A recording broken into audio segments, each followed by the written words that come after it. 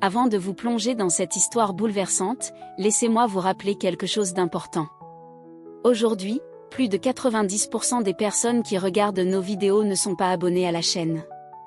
Pourtant, si vous appréciez ce type de contenu sincère, humain et parfois dérangeant, prenez juste un instant pour vous abonner.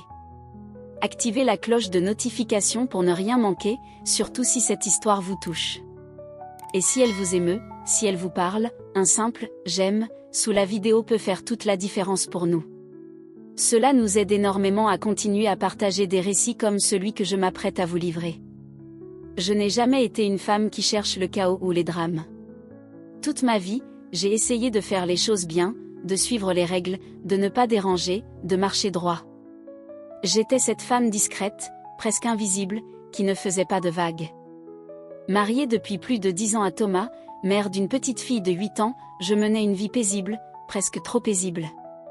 Une maison modeste dans une banlieue tranquille, des voisins discrets, une routine bien huilée, et un mari absorbé par son travail. Je croyais avoir tout ce qu'il fallait pour être heureuse. Je m'étais convaincue que la stabilité valait mieux que la passion. Mais parfois, ce qu'on appelle stabilité n'est qu'un autre mot pour enfermement. Avec le temps, cette routine confortable s'est lentement transformée en une cage silencieuse. Une prison sans barreaux, mais dont les murs se refermaient jour après jour, sans que je m'en rende compte. Je ne saurais dire précisément quand les choses ont commencé à se dégrader entre Thomas et moi. Était-ce lent, insidieux, progressif? Ou est-ce que c'était là depuis le début, caché derrière des sourires de façade et des silences qu'on faisait semblant de ne pas entendre? Il travaillait beaucoup, rentrait tard, souvent épuisé. Il ne me regardait plus avec cette lueur dans les yeux, ne me demandait plus comment je me sentais. Et moi, j'avais cessé de parler. Notre maison était pleine de bruit, mais vide de sens. On vivait ensemble, oui, mais chacun dans sa bulle. Plus rien ne nous reliait vraiment. Juste à côté, il y avait la famille Morel. Ils habitaient là depuis des années. On se croisait parfois, un bonjour poli, un sourire rapide, mais jamais plus. Le père, souvent en déplacement. La mère, discrète, restait à la maison. Ils avaient 2 enfants, dont un fils, Hugo, à peine adulte, 20 ans tout juste. Un garçon calme, réservé, toujours courtois. Il n'attirait pas spécialement l'attention, et pourtant, il y avait chez lui une douceur étrange, une présence silencieuse. Je le voyais parfois dans le jardin, ou lorsqu'il promenait son chien devant chez nous. Et puis, un jour, tout a basculé. C'était un samedi matin. Thomas, comme souvent, travaillait. Ma fille, elle, passait le week-end chez mes parents. La maison était silencieuse. Je me trouvais dans le jardin, arrosant distraitement mes plantes, essayant de combler ce vide en moi, quand j'ai entendu quelqu'un m'appeler. C'était Hugo. Il avait l'air un peu gêné, un peu hésitant. Il m'a expliqué que sa mère s'était fait mal au dos et qu'il avait besoin d'aide pour porter une étagère dans leur garage. Spontanément, sans réfléchir, j'ai accepté. Rien d'anormal à première vue. Juste 2 voisins qui déplacent un meuble.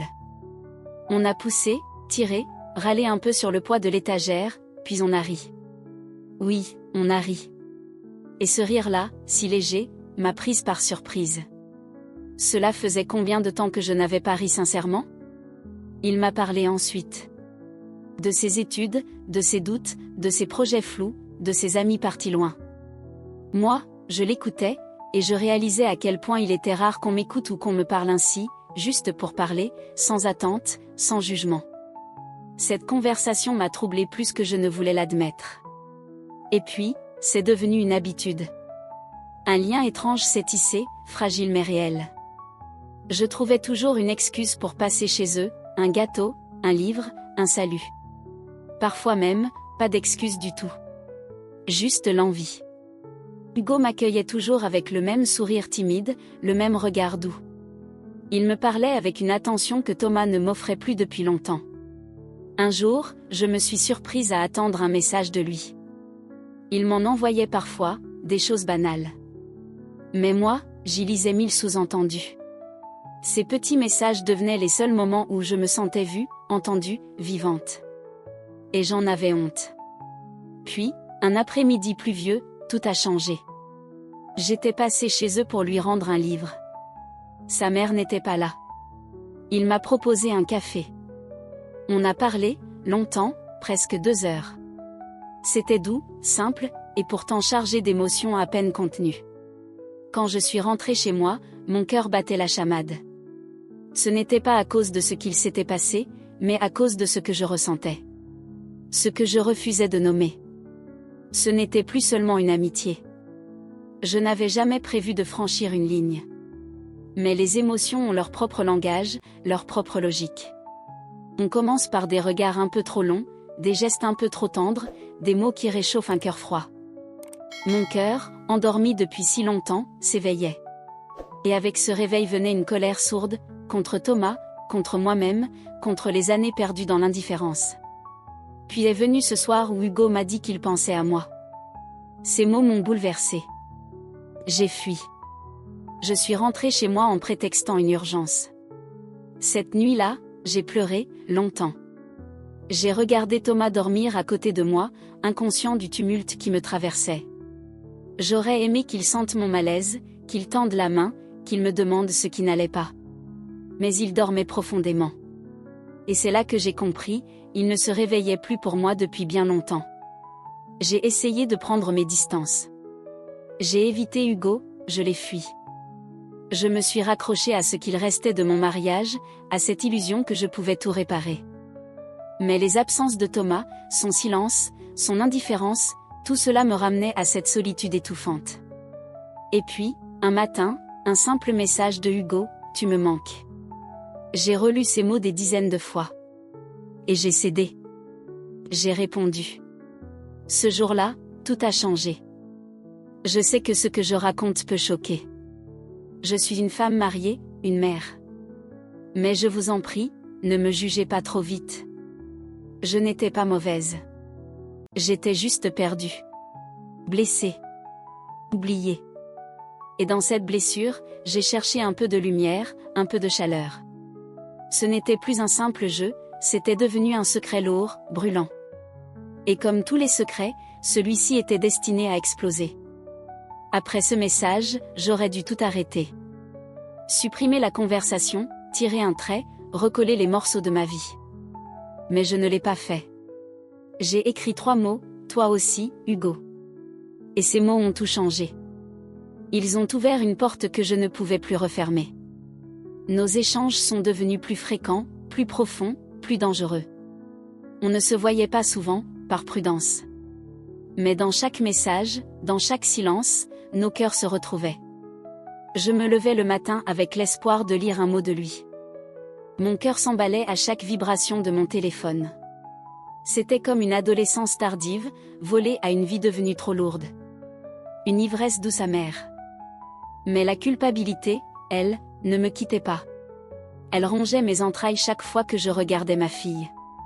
Je me sentais double, partagée entre le rôle que je jouais et celle que j'étais devenue. Je ne voulais pas lui briser son univers, je ne voulais pas devenir un modèle de trahison. Mais je ne savais plus comment redevenir cette femme que j'avais été autrefois. Thomas est rentré plus tôt ce soir-là, un retour imprévu qui, dans une autre vie, m'aurait fait battre le cœur de joie. Au lieu de cela, il m'a trouvée assise au bord du canapé, le visage doucement éclairé par l'écran de mon téléphone, un sourire à peine esquissé accroché à mes lèvres. Il a levé les yeux vers moi, sans véritable curiosité, sans la moindre pointe de jalousie, son regard était simplement distant, brouillé de fatigue. « Je vais me coucher, j'ai une réunion tôt demain », a-t-il murmuré avant de monter l'escalier, ses pas résonnant comme un verdict dans la maison silencieuse. Je suis restée pétrifiée. Il ne me voyait plus. Il ne s'apercevait pas que quelque chose en moi s'était déplacé, que je m'éloignais chaque jour un peu plus. Peut-être s'en moquait-il, peut-être était-il, lui aussi, perdu dans son désert intérieur. Cette nuit-là, j'ai parlé longtemps avec Hugo. Je lui ai confié ma lassitude, mon impression de ne plus savoir qui j'étais. Il a tout absorbé, sans m'interrompre, offrant cette attention rare que je n'avais plus connue depuis des années. Puis il a soufflé. « Tu n'as rien fait de mal. Tu veux juste être aimé. » Ces mots m'ont brisé parce qu'ils étaient vrais, tout ce que je réclamais, c'était un regard sincère, une présence qui confirme mon existence. Mais, À mesure que les jours passaient, je sentais la corde se tendre, nul ne peut vivre éternellement dans le secret. Je suis devenue nerveuse, paranoïaque, constamment sur le qui-vive. Je supprimais nos messages, guettais les moindres détails, mentais et je détestais chaque seconde de cette duplicité. Un soir, ma fille m'a observé depuis l'embrasure de la porte de la cuisine, elle tenait sa poupée contre son cœur. « Maman, pourquoi tu souris toute seule, maintenant ?» J'ai senti mon propre cœur s'arrêter. J'ai bredouillé une réponse vague, mais son regard d'enfant m'a transpercée. J'étais en train de devenir quelqu'un qu'elle ne reconnaîtrait plus. C'est ce soir-là que j'ai décidé de reculer. Pas parce que je cessais d'aimer Hugo, mais parce que je cessais de m'aimer moi-même. Je lui ai écrit un message long, douloureux, où je lui avouais que je devais reprendre ma place, affronter ma vie, réparer ce que j'étais en train de briser. Il n'a pas répondu immédiatement. 3 jours ont passé dans un silence lourd. Lorsqu'il a enfin écrit, ce fut simple. Je comprends, mais sache que je ne t'oublierai jamais. Je pensais naïvement que tout se terminerait là, que cette page serait tournée. Mais la vie est cruelle avec ceux qui croient pouvoir enterrer leurs erreurs. Quelques semaines plus tard, Thomas a découvert un vieux téléphone que j'utilisais parfois. Je l'avais oublié au fond d'un tiroir. Quelques messages compromettants y sommeillaient encore. Il n'a rien dit le soir même, il m'a embrassé sur le front, un geste devenu mécanique, m'a souhaité bonne nuit et s'est couché. À l'aube, je l'ai trouvé assis dans le salon, le téléphone dans la main. Il avait tout lu. Il ne criait pas, ne pleurait pas. Son regard était vide, un silence tranchant plus douloureux que 1000 reproches. « Depuis quand ?» a-t-il demandé simplement. Je n'ai pas su répondre, je ne savais même plus quand c'était devenu réel. Alors il a murmuré cette phrase qui résonne encore dans ma poitrine. « Tu m'as volé ma famille sans même partir. » Puis il s'est levé, a pris ses clés et a quitté la maison sans dire où il allait. C'est là que j'ai compris que ma vie venait de basculer pour de bon. Les journées suivantes ont été un enfer à huis clos. Thomas dormait chez son frère, ne m'écrivait que pour organiser la garde de notre fille, ses messages, glacés, me gelaient jusqu'à l'âme. J'ai essayé de lui parler, de m'excuser, mais il a tranché. « Tu regrettes qu'il l'ait su, pas ce que tu as fait. » Il avait raison. Si rien n'avait été découvert, j'aurais sans doute continué à me nourrir de cet échappatoire. Maintenant, il ne me restait plus rien, ni Thomas, ni Hugo, ni respect de moi-même. Bientôt, le voisinage a commencé à parler, des murmures qui suintent, des regards lourds, la mère de Hugo qui m'évite. Même lui ne répondait plus. Je me suis retrouvée seule face à mes ruines. J'ai compris l'étendue des dégâts, mon mari, ma fille, ma maison, moi-même, tout avait volé en éclats pour un sentiment qui n'aurait jamais dû éclore. Mais ce n'était pas la fin, c'était le début d'une traversée. Il me faudrait affronter le regard des autres, la colère de Thomas, le mutisme de ma fille, et surtout ma honte. Je ne cherchais plus le pardon. Je voulais comprendre pourquoi j'avais franchi cette ligne et comment recoller ce qui pouvait encore l'être, sachant que la vraie punition, ce n'était pas la condamnation sociale, c'était le poids quotidien que je porterais dans mon cœur. Les semaines ont filé comme un hiver sans fin. Thomas ne croisait plus mon regard. Notre maison, jadis animée de rires timides, n'était plus qu'un mausolée. Il venait chercher notre fille, restait parfois pour le dîner, nous n'échangions que des informations pratiques, aucune chaleur, aucune étincelle. De son côté, Hugo avait disparu.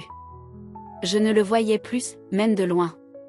Sa mère passait devant chez moi la tête basse, les voisins chuchotaient. Je portais ma honte comme une écharpe de plomb. Dans le miroir, mes traits se creusaient, mes yeux s'éteignaient. Pourtant, je n'avais pas le droit de m'effondrer. Ma fille avait besoin d'une mère digne de ce nom. Un soir, elle m'a fixé de ses grands yeux pleins d'inquiétude. « Maman, pourquoi papa ne dort plus ici? Est-ce qu'il est fâché contre toi ?» Mon cœur s'est fissuré. Je lui ai simplement dit. « Papa et moi traversons un moment difficile, mais nous t'aimons, toi, plus que tout. » Elle m'a entouré de ses bras. Dans cette étreinte minuscule, j'ai trouvé la force de me battre, pas pour reconquérir Thomas, mais pour redevenir la mère qu'elle méritait. Je me suis inscrite à un groupe de soutien. Les premières séances furent cauchemardesques, la peur du jugement me paralysait. J'ai cependant compris rapidement que le juge le plus cruel se trouvait déjà en moi. Ces femmes et ces hommes m'écoutaient, sans excuser mes actes, mais sans me lapider. J'ai entamé une thérapie individuelle, pour comprendre mes failles, guérir mes blessures. Au travail, les rumeurs circulaient, je percevais des regards lourds de sous-entendus.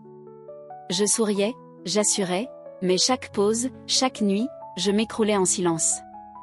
Un soir, Thomas m'a envoyé un message, il faut qu'on parle. Je me suis préparée à une tempête de colère, de reproches, de larmes. Il est arrivé, non pas armé de colère, mais vêtu d'une fatigue indescriptible, le besoin vital de comprendre. Nous nous sommes assis dans le salon, là où tout avait commencé. Je veux savoir pourquoi. Pas pour te pardonner tout de suite, juste pour savoir, a-t-il dit. Alors j'ai parlé. J'ai vidé mon cœur, sans maquiller mes fautes, ma solitude, l'impression de ne plus exister pour lui, les silences qui avaient dressé un mur entre nous, le mirage d'être vu à travers le regard d'Hugo. Je n'ai pas cherché à me justifier. J'ai assumé. Il m'a écouté, parfois le regard fuyant, parfois les poings serrés. Il n'a pas crié. Il a simplement murmuré. Tu ne t'es jamais imaginé comme je me suis sentie seule en découvrant que tu avais choisi un autre. Là, j'ai compris, notre couple n'avait pas implosé d'un coup, il s'était étiolé, lentement, dans un silence que nous avions laissé s'étendre comme un lierre. Thomas m'a avoué qu'il ignorait s'il pourrait un jour me pardonner, qu'il avait besoin de temps, qu'il voulait se reconstruire, mais qu'il tenait à ce que notre fille conserve une famille, même recomposée. Nous avons entamé une thérapie de couple, non pour ressusciter un mariage moribond, mais pour ne pas devenir de parfaits étrangers. Nous avons établi une garde partagée, minutieusement organisée. Thomas a gardé l'appartement, j'ai trouvé un petit logement à proximité pour rester proche de notre fille. Quitter cette maison, décorée pièce après pièce, a été l'un des arrachements les plus violents de ma vie, une blessure que je m'étais infligée moi-même. Le temps s'est ensuite écoulé, 1 an, puis 2. Hugo a quitté le quartier pour poursuivre des études à l'étranger. Je ne l'ai jamais revu. Parfois, je pense à lui, sans désir ni rancune, avec un mélange étrange de tendresse et de tristesse, il a été une erreur, oui, mais aussi le miroir de tout ce qui manquait dans mon existence. Grâce à cette douleur, j'ai enfin rouvert les yeux. Aujourd'hui, je vais mieux. Je ne suis ni héroïne ni victime, seulement une femme qui a chuté, qui a blessé, mais qui a choisi de ne pas fuir les décombres. J'ai reconstruit ma vie, autrement. J'ai réappris à me respecter, à écouter, à être présente. Mon ex-mari et moi ne sommes plus un couple, mais nous sommes des partenaires sincères dans l'éducation de notre fille. Il ne m'a jamais totalement pardonné, je ne l'attends plus, mais il m'a offert une seconde chance, celle d'être honnête, de ne plus me cacher. Si je partage mon histoire aujourd'hui, ce n'est pas pour trouver des excuses. C'est pour rappeler qu'aucune faute ne doit croupir dans le silence, c'est dans l'obscurité que les douleurs se nourrissent, et c'est dans la lumière qu'elles commencent à guérir. Je ne suis plus la femme d'hier, je suis celle qui a touché le fond, et qui a préféré y bâtir un escalier plutôt qu'une tombe.